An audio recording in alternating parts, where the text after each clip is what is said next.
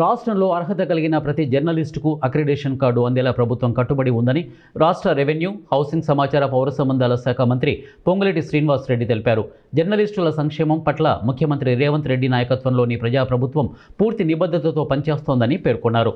Accreditation కార్డుల జారీ విధానం, అక్రిడేషన్ కమిటీ ఏర్పాటు తదితర అంశాలపై గురువారం సచివాలయంలోని తన కార్యాలయంలో సమాచార, పౌర సంబంధాల శాఖ కమిషనర్ సిహెచ్ ప్రియాంక, ముఖ్యమంత్రి సిపిఆర్ఓ జి మల్సూర్లతో మంత్రి సుదీర్ఘంగా చర్చించారు. ప్రక్రియ పారదర్శకంగా, వేగవంతంగా సాగేందుకు తీసుకోవాల్సిన చర్యలపై దిశానిర్దేశం చేశారు. అక్రిడేషన్ కార్డుల జారీకి సంబంధించి ప్రభుత్వం ముందుగా జీవో 252 జారీ చేసినట్లు మంత్రి తెలిపారు. అనంతరం జర్నలిస్టులు సంఘాలతో సమావేశమై వారి సూచనలు, అభిప్రాయాలను సవివరంగా పరిగణలోకి తీసుకుని అవసరమైన సవరణలు చేసి జీవో 103ను జారీ చేసినట్లు వెల్లడించారు.